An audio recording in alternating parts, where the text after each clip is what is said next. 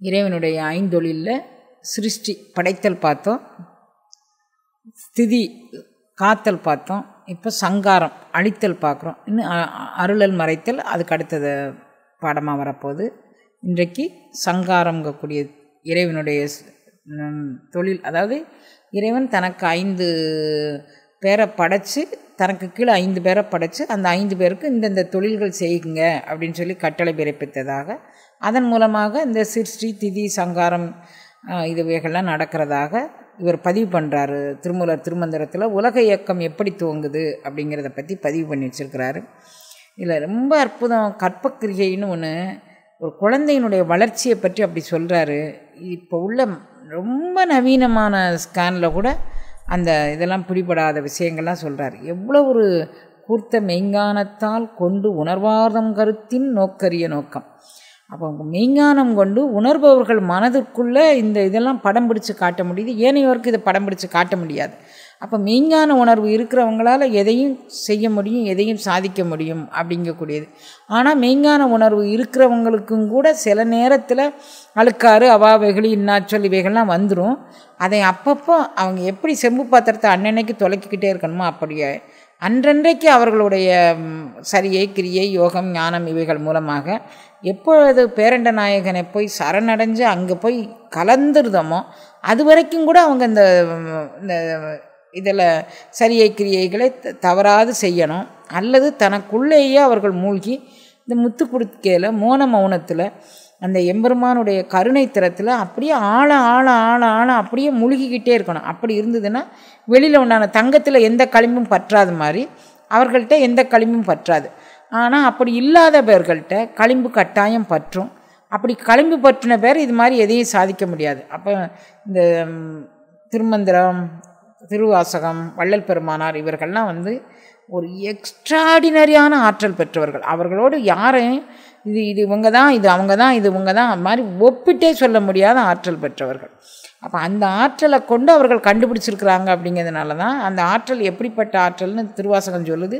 கூர்த்த மெய்ஞானம் கொண்டு உணர்வார்தம், கூர்த்த மெய்ஞானம் என்கிட்ட இருக்குது, நான் உணர வேண்டும் என்று நான் முயற்சி பண்ணணும், அந்த சரணாகதி பண்ணினா உணர்வார்தம் கருத்தின் நோக்கரிய நோக்கு. அவன் நோக்குதற்கு அரிய நோக்கு, ஆனால் இவன் கருத்துக்குள்ளே நின்று இவனுக்கு நோக்கமாக நின்று காட்சி பொருளாக செய்வான் அப்படின்னு சொல்கிறார். இதை பெருமானார் சொல்றார், சுட்டுதற்கு அரிதாம் சுக அதீத வெளியனும் அட்டமேற் சிற்சபை அருட்பெருஞ்சொல். சுட்டி காட்டி இதுதான் சொல்ல முடியாத அருள் அனுபவத்தை பெற்றதுனால அட்டம் மேலானவைகளுக்கெல்லாம் மேலான ஜோதியாக அவன் இருக்கிறான் அப்படிங்கிறார். இந்த அருள் அனுபவத்தை பெற்றுக்கொண்டு நாம் இந்த பாடல்களெல்லாம் நம்ம உள்வாங்க முயற்சி பண்ணோன்னா ஏதோ ஒரு அளவுக்கு முழுமையாக இந்த பாடல் நமக்கு எந்த ஞானத்தை தருதோ தரலையோ, இது குறிப்பிட்ட இந்த சேர்சகதி ஆகிய இந்த அஞ்ஞானமாகிய இருளில் இருந்து எப்போ பார்த்தானாலும் இதுக்குள்ளே மூழ்கி பேசுகிறதானா இதை பற்றியே பேசுகிறது, சிந்திக்கிறதானா இதை பற்றியே சிந்திக்கிறது. அதை விட்டுட்டு எனக்கும் கருணை இந்த பரம் என்னையும் திருவாசகம் கேட்க வச்சது பார்த்தியா, என்னையும் திருமந்திரம் கேட்க வச்சது பார்த்தியா, என்னையும் திருமந்திரத்துக்கு ஆட்படுத்தியது பார்த்தியா, இப்படி ஒரு கருணை எனக்கு கிடைக்கும்னு நான் பிறவியில் கூட நான் நினச்சதில்லையே. இது எந்தை தன் தந்தை தன் மூத்தப்பன் செய்த தவமோ, அதனால் எனக்கு இது கிடைச்சதோ அப்படிங்கக்கூடிய ஒரு பணிவையும் ஒரு வைராக்கியத்தையும் நமக்கு தரும். அந்த நிச்சயம் இதெல்லாம் நம்மளால் கிடைக்கக்கூடியதே இல்லை, நம்ம நினச்சி பெறக்கூடியதும் அல்ல. இந்த நிகழ்வுகள்லாம் இவைகள் எல்லாமே பேரண்ட ஆற்றல் நமக்கு பண்ணின மிகப்பெரும் கருணை காரணமாக இது நமக்கு கிடைச்சிருக்கு. கட்டாயம் நமக்கு நம்ம இதில் கொள்ளக்கூடிய நம்பிக்கைக்கும் நம்மளுடைய சரணாகதிக்கும் ஏற்றவாறு நிறைநிலை அனுபவத்திலையும் அது கொண்டு சேர்க்கும். எனக்கெல்லாம் கிடைக்குமா, நம்ம உடனே உடலும் சுதந்திருந்தோம் மனதும் சுதந்திருந்தோம், நமக்கும் கிடைக்கும், எனக்கும் ஈந்தான் எந்தரமும் ஆட்கொண்டான் எப்பெருந்தன்மையும் எவ்வொரு திறமும் அப்பரிசதனால் ஆண்டு கொண்டு அருளிய. அப்போ அவன் ஆண்டு கொண்டு அருள் ஒரு பரிசு கொடுக்கணும், அவன் தீர்மானம் பண்ணிட்டான்னு வச்சுக்கோங்க. பரிசு கொடுக்கறதுக்கு தீர்மானம் பண்ண பிறகு அவன் இவனை தகுதி எதுக்கு ஆராய்ச்சி பார்த்துக்கிட்டுருக்காங்க, வாடா கண்ணா உனக்கு இந்த பரிசு வச்சுக்கோ அப்படின்னு சொல்லி கொடுத்துருவான். அதுக்கப்புறம் நமக்கு அதுக்கு தகுதி படுத்தவும் அவனே செய்தான். ஒருவனை வினைக்கு உரியவனாக செய்தவன் அதற்கு உரியவனாக அவனே நாடி கண்டுபிடிச்சு நீ இதுக்கு தகுதிப்படுத்திக்கப்பா உன்னை அப்படின்னு சொல்லலாம்.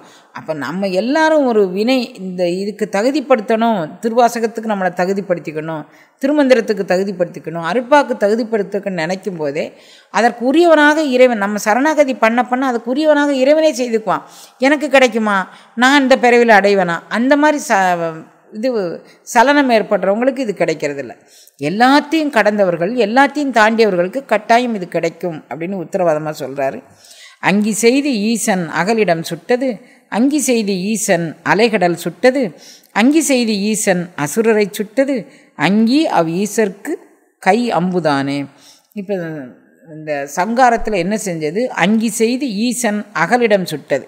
அதாவது அக்கினியை பெருகச் செய்து இறைவன் பரந்த உலகத்தை தன்னுடைய அக்கினி கலைகளால் அப்படியே இல்லாமல் பண்ணான். சங்காரம் பண்ணணும்னு தீர்மானம் பண்ணிட்டான்னு வச்சுக்கோங்க. அவன் கையில் எடுக்கிற ஒரு ஆயுதம் நெருப்பு தான்.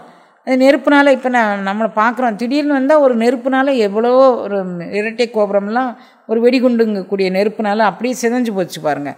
அப்போ ஏதாவது இறைவன் ஏதோ ஒரு சம்ஹாரம் பண்ணணும்னு தீர்மானம் பண்ணிட்டான்னா அந்த சம்ஹாரத்திற்கு அவன் எடுத்துக்கொள்ளக்கூடியது இந்த நெருப்பு. அப்படிங்கிறதுனால அங்கி செய்து ஈசன் அகலிடம் சுட்டது, அங்கி செய்து ஈசன் அலை கடல் சுட்டது. அப்படி அவன் தீர்மானம் பண்ணபோது அகலிடம் அகண்ட பரந்த அந்த விஸ்வத்தை சுட்டான். அப்புறம் அலை கடலில் நீரே வற்றி போகும்படிமா பண்ணிட்டா.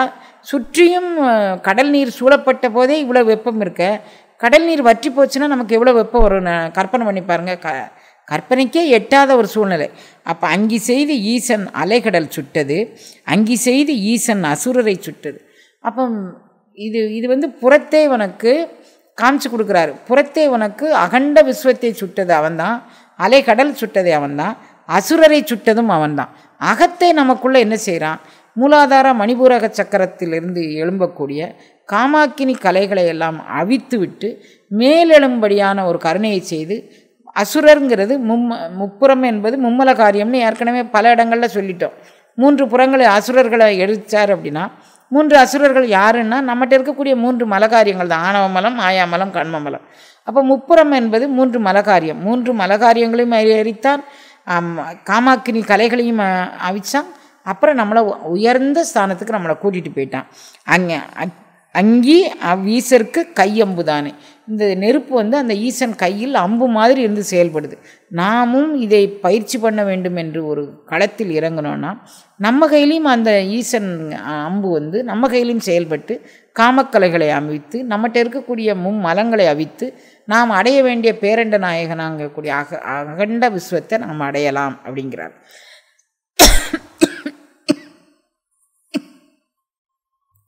சிவா. லயங்கள் 3 1 கற்பாந்தம்.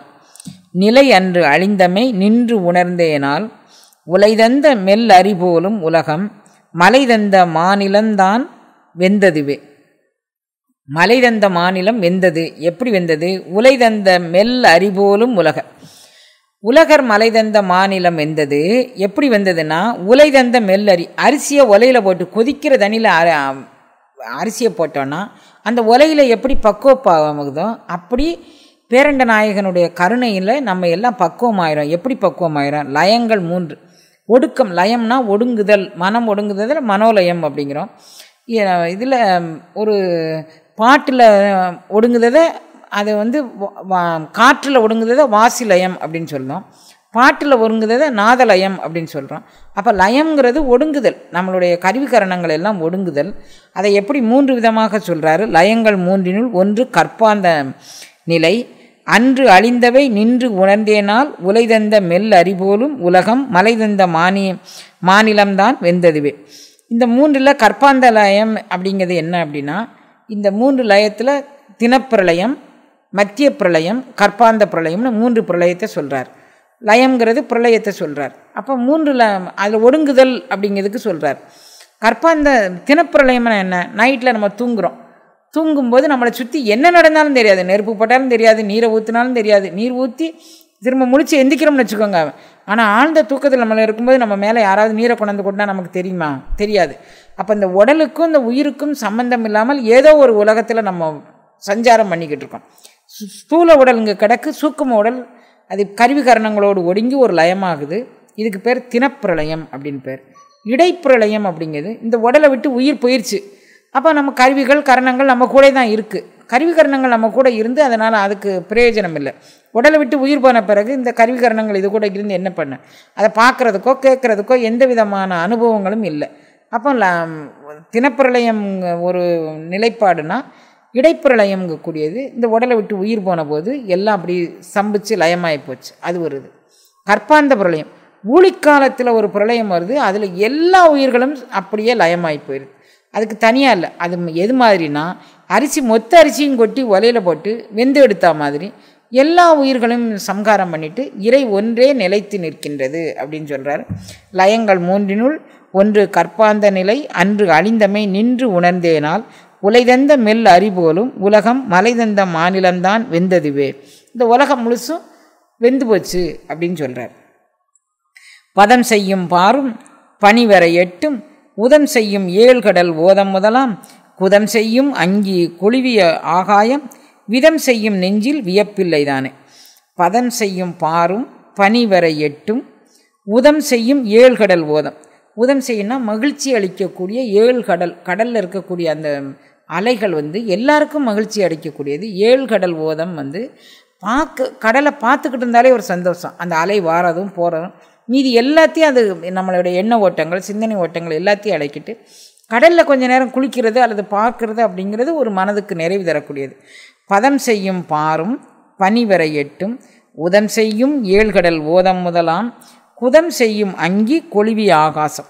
குதம் செய்யும் அப்படின்னா வெளி அனுபவத்தில் போய் நாம் போய் நிறைவதற்கு இந்த உடலுக்குள்ளே இருந்தே, அதாவது மூலக்கணல்ல இருந்து, குதம்னா எரிவாய்க்கும் கருவாய்க்கும் இடையில் பட்ட ஒரு பகுதியிலிருந்து மேலெழுந்து குதம் செய்யும் அங்கி, அங்கே இருக்கக்கூடிய நெருப்பு கொழுவி ஆகாயம் விதம் செய்யும்.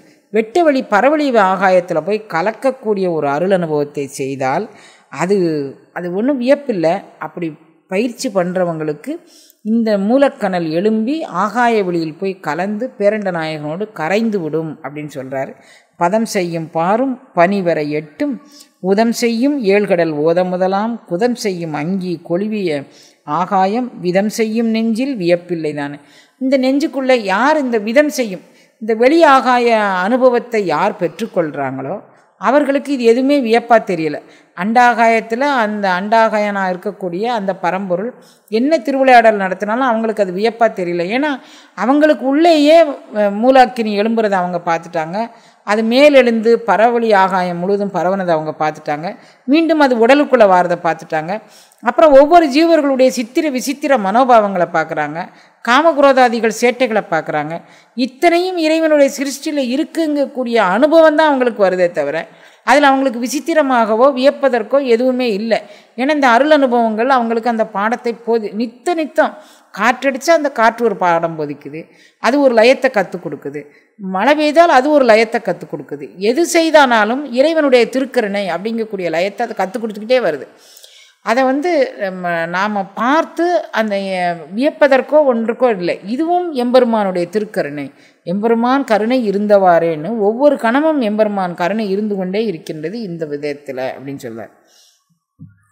கொண்டல் வரை நின்று இழிந்த குலக்கொடி அண்டத்துள் ஊறியிருந்து எண் திசையாதி ஒன்றின் பதம் செய்த ஓம் என்ற அப்புற குண்டத்தின் மேல் அங்கி கோலிக்கொண்டானே.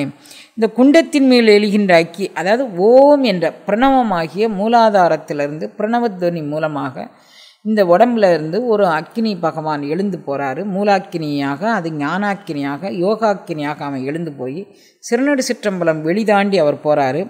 பிரணவமாகிய மூலாதாரத்தில் உள்ள குண்டத்தின் மேல் எழுகின்ற அக்கினி, அதை ஒன்றின் பதம் செய்த ஓம் என்ற அப்புற குண்டத்தின் மேல் அங்கி கோலிக்கொண்டான். இந்த உடம்புக்குள்ளே, குண்டம்னா இந்த உடம்புக்குள்ளே குண்டம் கோலிக்கொண்டு அவன் எழுந்து பறந்து பரவழி முழுதும் அவன் செய்கிறான். அப்போ கொண்டல் வரை நின்று இழிந்த குலக்கொடி. அப்போ நமக்கு அருள் அனுபவம் எப்படி கிடக்கு?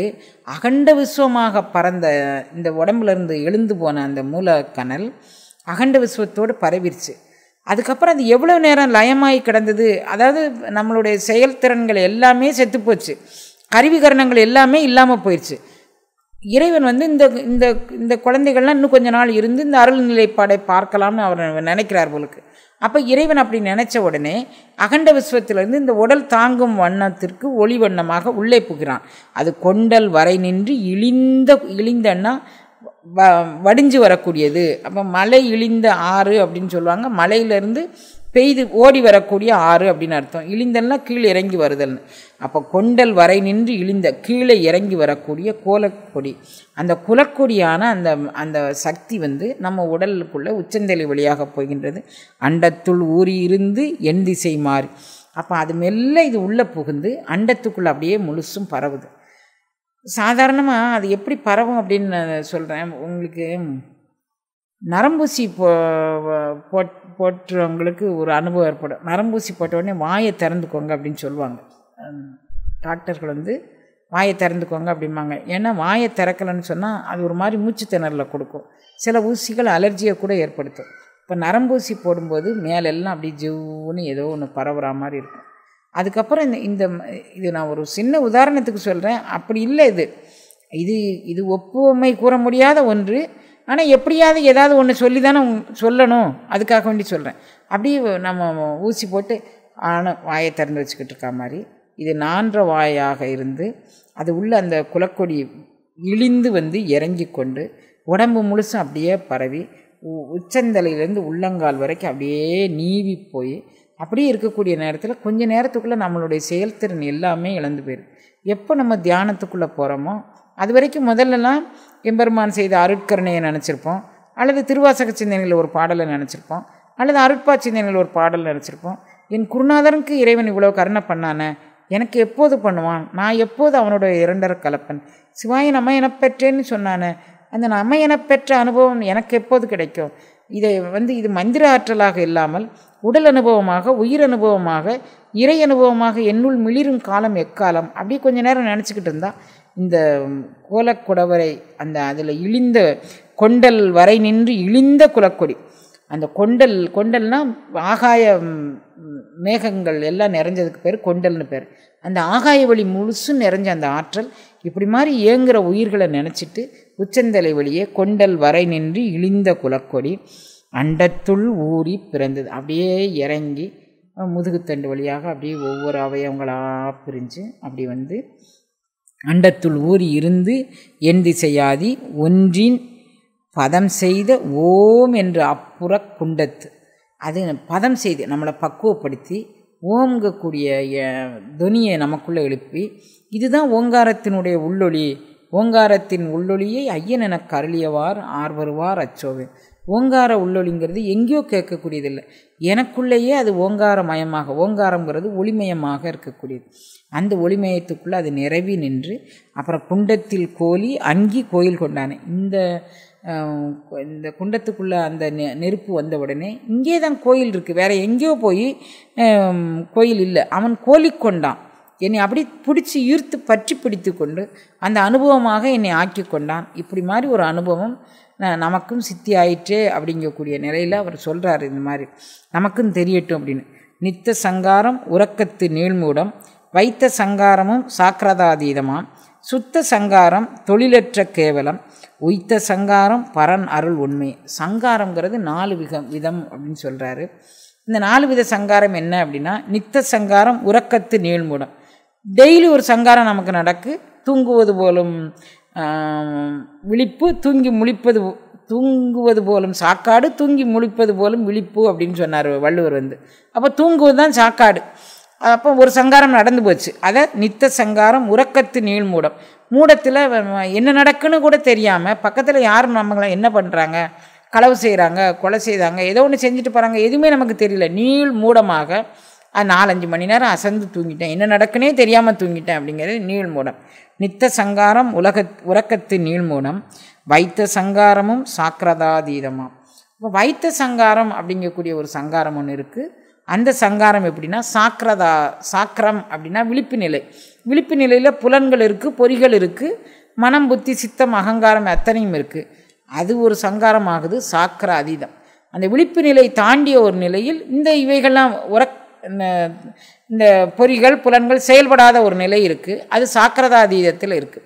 சாக்கரத்தில் இவைகளெல்லாம் செயல்படுது. கண்ணு செயல்படுது, காது செயல்படுது, இது செயல்படுது. சாக்கர அதீதத்தில் இவைகள் செயல்படலை அப்படின்னு சொல்கிறார். அப்போ வைத்த சங்காரமும் சாக்கரதாதீதம், சுத்த சங்காரம் தொழிலற்ற கேவலம். இப்போ ஒரு இன்னொரு சங்காரம் சொல்கிறார், சுத்த சங்காரங்கிறது தொழிலற்று. நான் பாட்டில் அப்படி உட்காந்துக்கிட்டே இருப்பேன், உட்காந்துக்கிட்டே இருக்கிறேன். எந்த இறை அனுபவமா இறை அருளா எதுவும் பெறல, நான் பாட்டில் உட்காந்துக்கிட்டு இருக்கேன். வேலை சொல்லி எதுவுமே நான் பார்க்கல. அது ஒரு வகையான மூடத்தனமான சங்காரம். வேறு நான் ஒரு இத்தனை பிள்ளைங்க எனக்கு இருக்கிறாங்க, அவங்க எனக்கு சோறாக்கி தந்துக்குவாங்க, எனக்கு ஒரு பொறுப்பும் இல்லை அப்படின்னு சொல்லி நான் உட்காந்துக்கிட்டு இருக்குது. அது இறையாற்றல் பெறுவதற்கு அல்ல, சும்மா அதை சுத்த சங்காரம் தொழில் அற்ற கேவலம். எந்த வேலையும் செய்யாமல் ஒரு கேவல நிலைங்கிறது ஒரு அனுபவ நிலையில் அப்படி உட்காந்துக்கிட்டு இருக்காது. உய்த்த சங்காரம் பரனருள் உண்மையே. உண்மையான சங்காரம் எதுன்னு கேட்டால் பரனுடைய அருளில் தோய்ந்து பொறிகளற்று புலன்களற்று ஞானற்று எனதற்று எல்லாம் அற்று எல்லாம் இழந்த நிலத்தில் என்னை வைத்தாய் சொல்லாய் முருகா சுரபூபதி அப்படிங்கிறார். அப்போ எல்லாம் இழந்த நிலத்தில் அது நலம், அந்த நலத்தில் இருந்த நிலைப்பாடை பற்றி சொல்கிறார். உய்த்த சங்காரம் பரன் அருள் உண்மையே அப்படின்னு. நித்த சங்காரம் இரண்டுடல் நீவுதல், வைத்த சங்காரமும் மாயாள் சங்காரமாம், சுத்த சங்காரம் மனாதீத தொய்வித்தல், உய்த்த சங்காரம் சிவனருள் உண்மையே. இந்த மேலே உள்ள பாட்டுக்கு தான் இன்னும் கொஞ்சம் விளக்கமாக சொல்கிறாரு. நித்த சங்காரம் இரண்டு உடல் நீவுதல், சூக்கும உடல். இப்போ நித்த சங்காரத்தில் அவர் சொல்லிட்டாரு உறக்கத்து நீள் மூடம்ட்டார், தூங்கிக்கிட்டு இருக்கும்போது. அப்போ தூங்கும்போது ஸ்தூல சரீரம் சூக்கும சரீரம்னு இரண்டு சரீரம் இருக்குது. நமக்கு சில நேரம் கனவு வருதுன்னு வச்சுக்கோங்க, ஸ்தூல சரீரம் அது ஒன்றுமே செய்கிறதில்ல. சூக்கும சரீரம் அந்த கனவில் நம்ம கடைநல்லூர்லேருந்து தென்காசி கூட போவோம், திருநெல்வேலி போவோம், அண்ணாமலை திருவண்ணாமலை கோயில் போயிட்டு வருவோம், காசி போய் குளிச்சுட்டு வருவோம், கனவில் எத்தனையும் நடந்துடும். அப்போ ஸ்தூல சரீரம் இங்கே கிடக்கு, சூக்கும சரீரம் எங்கே இல்லாமல் போய் எல்லாத்தையும் குளிச்சுட்டு எல்லாம் வீடு வந்து சேர்ந்துருவோம். அப்போ நித்த சங்காரம் இரண்டு உடல் நீவுதல், வைத்த சங்காரமும் மாயாள் சங்காரமாம். இப்போ இந்த ஸ்தூல உடலும் சூக்கும உடலும் மேவிக்கொண்டு இருக்கிறதுக்கு பேர் நித்த சங்காரம். அது தூக்கத்தில் அது மாதிரி நடக்குது. வைத்த சங்காரமும் மாயாள் சங்காரமும் ஆகும். மேலே சாக்கிரதாதீதத்தில் உண்டான நிலைப்பாடு பற்றி சொன்னார். சாக்கிரதாதீதத்தில் பொறிகள் செத்து போய் புலன்கள் செத்து போய் இல்லாமல் பொறிகள் புலன்கள் இருக்குது, அது தொழில்படாமல் இருக்குது. அவைகள் வேரோடு மண்ணும் இல்லாமல் அப்படியெல்லாம் போகலை. அது மாயை காரணமாக நாம் ஒரு நிலைப்பாட்டில் இருக்கோம். அது மாயாள் சங்காரம். சுத்த சங்காரம் மனாதீதம் தோய்வித்தல், மனதுக்கு அப்பாற்பட்டு ஒரு நேரத்தில் தோய்வித்து இருக்குது. அந்த மனதில் மனம் இல்லாத ஒரு நிலையில் ஒரு கண நேரம் ஒரு அதிர்ச்சியில் நடக்கு. திடீர்னு யாரோ ஒருத்தங்களுக்கு ஏதோ ஒரு ஆக்சிடெண்ட் ஆயிடுச்சுன்னு சொல்லாங்க. ஆக்சிடெண்ட் ஆயிடுச்சுன்னு சொன்னால் உடனே மூளை செயல்படாமல் அப்படியே ஸ்டன் ஆகி போய் நிற்கும். அப்புறம் 2-3 பேர் நம்மகிட்ட கேட்க வருவாங்க, இப்படி மாதிரி கேள்விப்பட்டேன்னா அது உண்மைதானா, அப்படி நடந்துச்சா அப்படின்னு. அதுக்கப்புறம் தான் இப்படி ஒன்று நடந்திருக்குன்னு சொல்லாங்க அப்படிங்கிறதே நம்ம மண்டையில் ஏறும். அப்போ அந்த இடத்துல ஒரு தொய்வு ஏற்படுது பாருங்கள், அது ஒரு சங்கார நிலை. லயமாயிடுச்சு, மனமெல்லாம் ஒன்றும் தொழில்படலை. ஆனால் அது நிரந்தரமானதானா இல்லை, அது ஒரு அதிர்ச்சியின் பால்பட்டு அது நடந்திருக்கு. அது சுத்த சங்காரமாக மனாதீதம் தொய்வித்தல், உய்த்த சங்காரம் சிவன் அருள் உண்மை. அப்போ உய்த்த சங்காரம் மேலே உய்த்த சங்காரம் பரனருள் உண்மையினார். இப்போ சுத்த சங்காரம் சிவனருள் உண்மையே அப்படிங்கிறார். அப்போ இந்த உய்த்த சங்காரம், அதாவது நமக்கு உய்திக்கான சங்காரம் என்னென்னா, சிவன் அருள் எங்கேயெல்லாம் பரவி கிடக்கோ, அகண்ட விஸ்வமாக பரவி கிடக்கோ, அந்த அகண்ட விஸ்வத்துக்குள்ளே நாம் தோய்ந்து நிற்றல் தான் சுத்த சங்காரத்துடைய நிலைப்பாடு. அப்படி நித்த சங்காரம் கருவீடர் நீக்கினால், ஒத்த சங்காரமும் உடல் உயிர் நீவுதல், வைத்த சங்காரம் கேவலம் ஆன்மாவுக்கு, உய்த்த சங்காரம் சிவமாகும் உண்மையே. இப்போ நித்த சங்காரம் கருவிடல் நீக்கினார், பிறவி துன்பத்தை வறுத்த விதையை ஆயிட்டோன்னு வச்சுக்கோங்க. அப்போ நம்ம பிறவிக்கு வித்திட மாட்டோம். பிறவியை வறுக்கலை, பிறவிக்கான ஏதுக்களாகிய காமம் கோபம் லோபம் மோகம் மதம் ஆச்சரியம் இவைகளை வறுக்கப்படலைன்னு வச்சுக்கோங்க. மீண்டும் மீண்டும் பிறந்துக்கிட்டே இருப்போம். இறப்பதற்கே தொழிலாகி பிறப்போம், பிறப்பதற்கே தொழிலாகி இறப்போம். இது நடக்கும். நித்த சங்காரம் கருவீடர் நீக்கினால், டெய்லி நடக்கக்கூடிய அந்த சங்காரம், அதாவது தூக்கத்தில் அந்த மாயையாகிய கருவுக்கு விதையிடாமல் நாம் அந்த தூக்கத்தை பயன்பாடு உள்ளதாக மாற்றிக்கொண்டு, இந்த சைவ சித்தாந்த பாடத்தில் ஒரு பாடத்தை சொல்லித்தரும்போது சொல்லுவாங்க, தூக்கம் ஒரு மனிதனுக்கு 3 மணி நேரம் 4 மணி நேரம் தூக்கம் போதும். உணவு நம்ம இப்போ சாப்பிட்றோம், ஒருத்தவங்க 5 இட்லி 6 இட்லி சாப்பிடுதாங்கன்னு வச்சுக்குவோம். 5 6 இட்லி அந்த உடம்புக்கு தேவையில்லை. 2 இட்லி சாம்பார் வச்சு சாப்பிட்டோம்னா 2 இட்லி போதுமான அளவுக்கு போதும். அதுக்கு மேலே நமக்கு சாப்பாடே தேவையில்லை. ஆனால் நம்ம என்ன சின்ன வயசுலேயே சாப்பிடவே மாட்டேங்கிறோம். நம்மகிட்ட முதல்ல ட்ரீட்மெண்ட்டுக்குன்னு வர்றவங்க சொல்லக்கூடிய விஷயம், சாப்பிடவே மாட்டேங்குது குழந்தை சாப்பிட மாட்டேங்கன்னா என்ன தான் கொடுக்குறீங்க குழந்தைக்குன்னு கேட்டால், காலையில் ஒரு கப் பாலில் ஏதோ ஒரு பவுடரை போட்டு கலக்கி கொடுத்தாச்சு. அப்புறம் ஒரு 9 மணி வாக்கில் ஏதோ இன்னொரு தீனி நொறி தீனி எல்லாம் கொடுத்தாச்சு. அதுக்கப்புறம் 11 மணிக்கு பழம் கொடுத்தாச்சு. இல்லை இட்லியே சாப்பிடல, தோசையே சாப்பிடல. அப்போ இவைகள்லாம் என்னது சாப்பாடு இல்லையா? இவைகளில் புரோட்டீன் இல்லையா, கார்போஹைட்ரேட் இல்லையா, விட்டமின் ஏ இல்லையா, பி இல்லையா, சி இல்லையா? இவைகளும் ஒரு உணவு தானங்கக்கூடிய பக்குவமே நமக்கு வரமாட்டேங்குது. சாப்பாடுனா நமக்கு ஒரு 6 7 இட்லி சாப்பிடணும், சட்னி சாம்பார் வச்சு வகை தொகையாக, அதுக்கு தொட்டுக்க வேறு வடை வேணும், அதெல்லாம் வச்சு சாப்பிட்டோம்னா தான் நமக்கு சாப்பாடுன்னு நம்ம மனசுக்குள்ளே நினச்சிருக்கோம். ஆனால் கொஞ்சமாக சாப்பாடு வச்சு நம்ம உடலுக்கு தேவையான உயிதிக்கு தேவையானதை சாப்பிட்டோன்னா கட்டாயம் தூக்கம் நீள் தூக்கமாக வராது. ஏன்னா சாப்பாடு கொஞ்சம் தானே போகுது, அதுக்கு தகுந்த மாதிரி தூக்கம் சுருங்கிடும். அப்போ ஒரு 3 மணி நேரம் 4 மணி நேரம் கரெக்டாக இரவில் 11 மணிலேருந்து ஒரு 3 4 மணி வரைக்கும் நம்ம தூங்கினா போதும். அது கூட இன்னும் கொஞ்சம் நாளானா அதை விட தூக்கத்தை சுருக்கிக்கிடணும். இந்த 11 மணிலேருந்து 4 மணி வரைக்கும் தூங்குறதே நம்மளுடைய உள்ளுறுப்புகளாகிய ராஜ உறுப்புகள், அதாவது ஸ்ப்ளீன், லிவர், கிட்னி இவைகள்லாம் ஃபங்க்ஷன் பண்ணுற டைம். அந்த டைம் நம்ம உடம்புலேருந்து அசுத்தங்களை பிரித்தெடுத்து அதை சுத்தமாக்கக்கூடிய நேரம் அந்த நேரம். அந்த ராஜ உறுப்புகளுக்கான சுரப்பிகள் சுரக்கிறது அந்த நேரம். சுரந்த சுரப்புகளை அழிக்கிறது அந்த நேரம். தேவையில்லாத சுரப்புகளெல்லாம் சுரந்து நம்ம உடம்புல கெட்ட நீர் பரவாமல் அழிக்கிறது அந்த நேரம். இந்த நேரத்துக்குள்ளே நம்ம படுத்திருந்தா போதும். முதுகுத்தண்டு அந்த நேரத்தில் நம்ம நிமிர்ந்து இல்லாமல் படுத்திருந்தா போதும். மீதி நேரத்தில் முதுகுத்தண்டு சாயாமல் வளையாமல் நம்ம பார்த்துக்கிட்டோன்னா நமக்கு நோய் அணுகாது, நோய் தாக்கம் வராது. அதான் இந்த மாதிரி உணவு கட்டுப்பாடு இருந்தால், உடை கட்டுப்பாடு இருந்தால் நமக்கு கருவை நீக்குவதற்கான தகுதி வரும் அப்படின்னு சொல்கிறாரு. நித்த சங்காரம் கருவிடர் நீக்கினால் ஒத்த சங்காரமும் உடல் உயிர் நீவுதல். இந்த உடலுக்கும் உயிருக்கும் இடைப்பட்ட நடக்கக்கூடிய அந்த நிலைப்பாடுகளை அது நீவி விடும். பரவலாக ஸ்தூல சரீரம் எது, சூக்கும சரீரம் எதுங்கிறது அது தாண்டி விடும் அப்படின்னு சொல்கிறாரு. வைத்த சங்காரம் கேவலம் ஆன்மாவுக்கு, உய்த்த சங்காரம் சிவமாகும் உண்மையே. இது பரனருள் உண்மையேன்னு முதல் பாட்டில் சொன்னார், சிவனருள் உண்மையேன்னு சொன்னார். இவர் இப்போ சிவமாகும் உண்மையேன்னு சொன்னார். உய்த்த சங்காரம் சிவமாகும் உண்மையே. அப்போ ஒரு உயிர் செத்து போகும்போது உடலை விட்டு உயிர் நீவுதல், பிரிந்து போகிறது, அல்லது இந்த கருவுக்கு இடமாகிய விதைகளெல்லாம் வறுத்தெடுக்கிறது, அல்லது இந்த உடலுக்கும் உயிருக்கும் சம்பந்தமில்லாமல் தெய்வ அருள் கருணையோடு அதில் போய் லயமாறுது. இப்படி 4 சங்காரங்களும் இறைவன் இந்த உடலோடும் உயிரோடும் பண்ணுறான். உலகத்தை எப்படிலாம் சங்காரம் பண்ணான்னு முதல்ல சொன்னார்.